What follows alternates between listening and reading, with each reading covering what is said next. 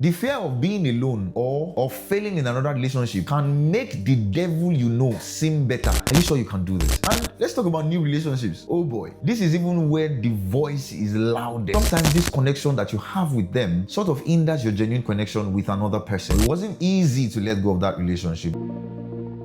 Hello guys, welcome to Fast Tribe. My name is Sam. You will be wondering why Yami is not on this set today. This is a good time to introduce a couple of things. Want us to get comfortable with not seeing maybe one person or the other person on the set. Sometimes our work schedules don't permit recording videos together. Sometimes we just squeeze through, to give value to our subscribers. However, it's hard. Yemi, for example, has a day job and still does hairstyling on the side. So to keep up sometimes with recording may not be very feasible. And myself, sometimes I may get very engaged to also keep up with, recording together may not be feasible. So one of the things that we'll be doing, sometimes you see both of us at the same time.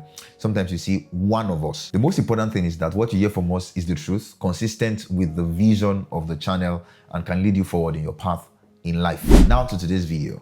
We'll be talking about how to let go of past relationships. After our video where we advised young men on the kind of things to ask a lady before they catch feelings, one of our subscribers, Owojori Oluwayemisi, asked us to record a video on how to let go of past relationships. And then it struck me that yes, they have gone.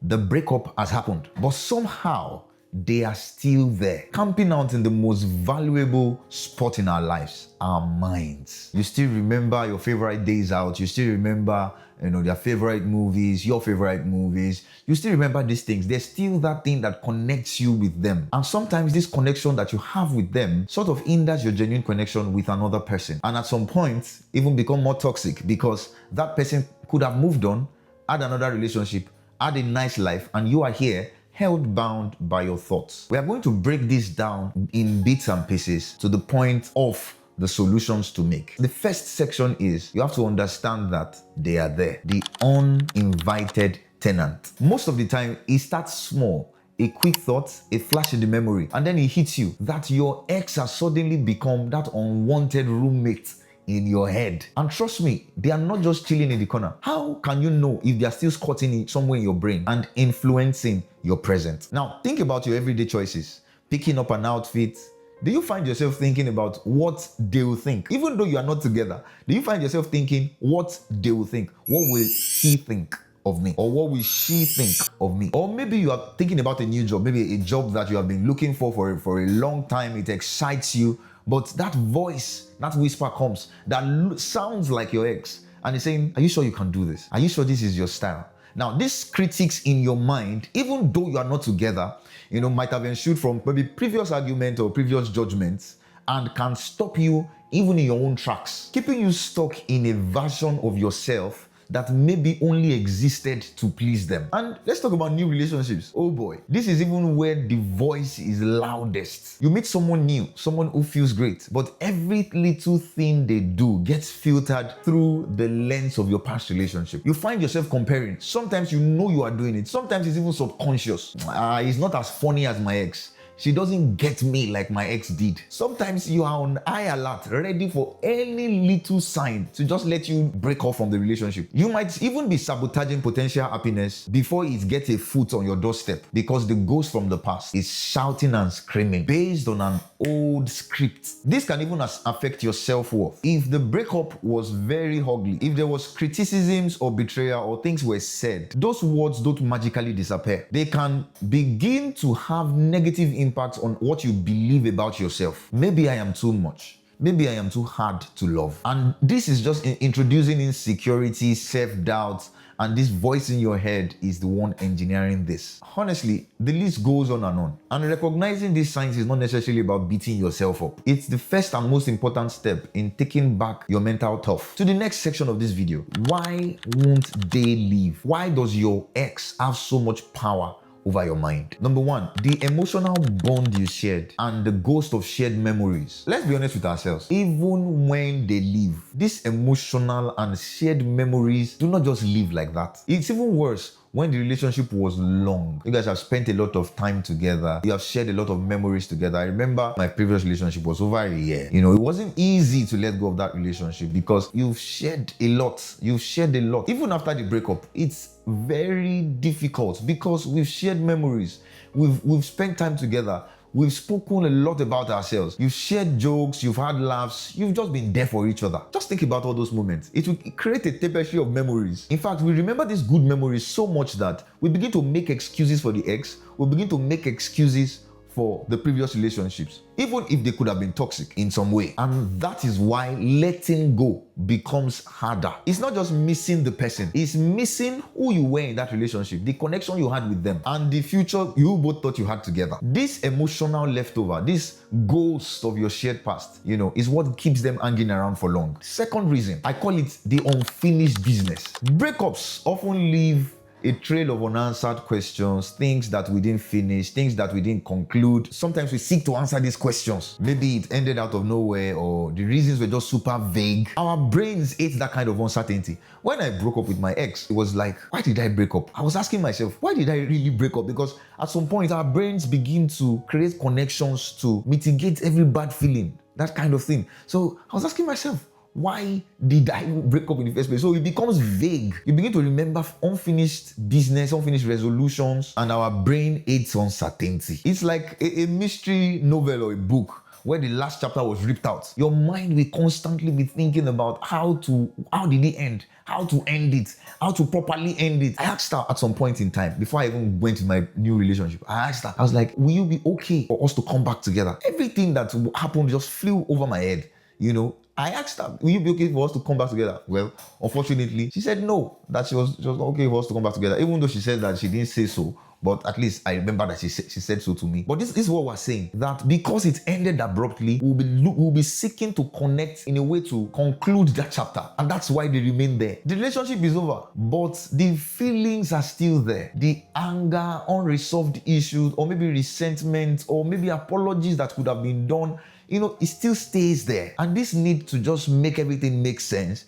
keeps them there for very long. The third reason is the comfort of the familiar versus the fear of the unknown. As human beings, we are creatures of habit. And, when you get into a relationship, it creates a routine. It creates habits. You know how to talk to the person. You know when you talk. And this routine creates a sense of comfort in what is called the familiar. Even though the relationship was not perfect, it was known because we knew how to interact with the person. We knew when to interact with the person. When you break up and the relationship ends, you are thrown into the unknown. Sometimes, if we think about an ex, even if it was a toxic ex, because of the fact that we have been familiar with them, it will increase our anxiety in facing a future without that familiar person. Our brains may just keep pushing us back to these old thought patterns. Maybe I could have, persevered longer. It's your brain telling you that was more familiar to you than where you are going now. This one I call a psychological comfort blanket. It's psychological. You just start making excuses because it's familiar. For someone like us, move from Nigeria to the United Kingdom. Because we have been familiar with Nigeria a lot, we miss Nigeria so much. Nigeria is still in our mind, so that when we come to a system like this, we are still operating like Nigerians. We are still operating like where we grew up. You say, this is how I am. That's what we call the familiar. So even though we are here, our ex, Nigeria in this sense, Nigeria is not our ex now because it's our nationality. You understand what I'm saying? But I'm saying in explaining that our ex, Nigeria in this case, still remains in us, still influences how we attend to things, still influences how early we go to meetings, still influences how we approach things because it's easy to stay around the familiar. The fear of being alone or of failing in another relationship can make the devil seem better, keeping you mentally chained to your past relationship. Now, the fourth reason is their digital footprint. Sometimes, you go online, you see this person, you see his family, you see him even progressing, or you see how even progressing with their life. And this can leave a digital footprint in your mind. Though it's a digital footprint, you look at it and you just remember the times you shared, how things were good, and you're like, That can actually be the reason why your ex is still staying rent-free in your head. Every notification, every picture, every post can be an invitation of them back into your space. The fifth reason is our mind. Our mind is helping them stay because we begin to think, what if, and we begin to regurgitate thoughts, ruminate on them, spend time thinking about them. This also can leave their footprint in our life. By the way, are any of these things striking a chord in your mind? Which one feels like the main culprit of your ex overstaying their welcome in your head? Please drop a comment below. Sharing can be the first huge step that you will take towards healing. And if you are there just thinking of, how do I get this person out of my head? The next section in this video will address that. Because now that you have figured out why they are still there, like a bad smell, the next step is to figure out how to kick them out. Now, the first thing is acknowledge and feel your feeling, but don't get stuck there. There's a difference between acknowledging your feelings and, remaining in it. Before you can evict someone, you have to agree that they are there and they have the impact that they have. This means that you have to feel the feeling. If it is sadness, anger, frustration, sometimes happiness, it's okay to think about your ex. That's a normal part of healing. When you try to bury these feelings, it's like you are painting on a moldy wall. The mold will bleed out again. So you have to feel the feeling. That's the first thing. Feel it. Acknowledge it, that it is there. Acknowledge that it is temporal. Say it that it is temporal, and then gradually steer yourself away from it. Now, this is different from ignoring it and saying, no, it's not there. No, it's there. And the fact that it's there, it's not a crime. It's normal. We are human beings. But you have to begin to steer yourself personally away from it, but not in denial. Trying to suppress the thought will make it roll back stronger. Step 2, no contact rule. Go full digital and physical detox. This one is often the most important, actually the most difficult but important one. You have to create distance. This means maybe cutting off at some point. Don't see their status. If you are seeing their status, you are still creating emotional crankum. Cut off all contacts. No texts, no emails. Block them, at least for a good chunk of time. Now, it's not because you hate them. It's not out of hate. It's out of creating a safe space in your mind, especially for a new experience. I get what I'm saying? Because sometimes when we see the progress of our exes, resentment built in our mind, we start thinking, it could have been me.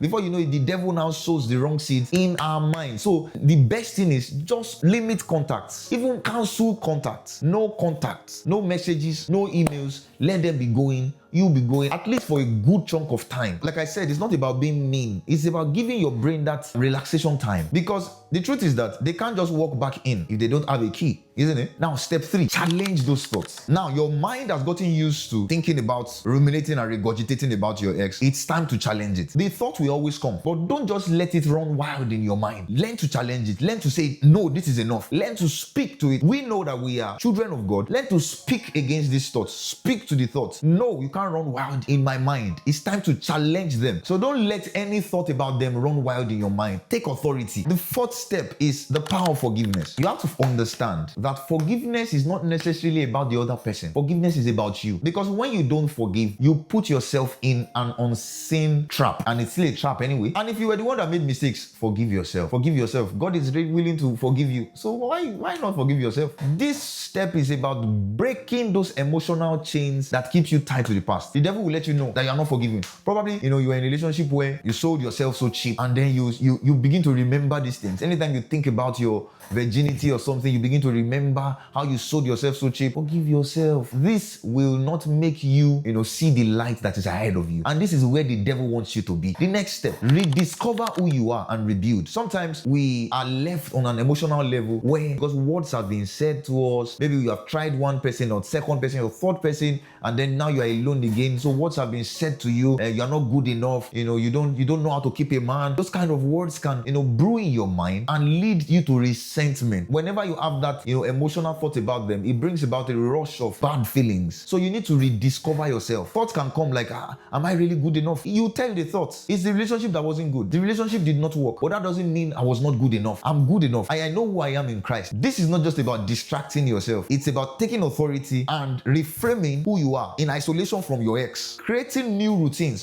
Sometimes the routines that we now do are tied to our exes. So we need to create new routines, and that's a big deal in this one. Step 6, let yourself create new memories and positive vibes. Now, create new memories, meet new people, push yourself, go out, spend time with friends, spend time in the church, spend time in a community of healthy and conscious individuals. Create new memories for yourself. Now, the final step is ask for help. If you need help, if you think you need like a deeper work, ask for help from professionals counselors, from your pastor, from your mentor, do well to ask for help. These steps take time and effort. It's not a feeling that grew one day. It will not take one day to, dissipate all of this. It takes time and effort. But as you are intentional in taking those steps, you find out that the foothold that your ex have had on your mind begins to fizzle out over time. Now listen, you deserve freedom. You deserve peace. You deserve everything that is yours in Christ. This whole eviction thing is not just about getting rid of something negative. It's about creating new space for something new and wholesome. If this has given you the nudge or the tools to start this eviction, I'd like you to hit the subscribe button,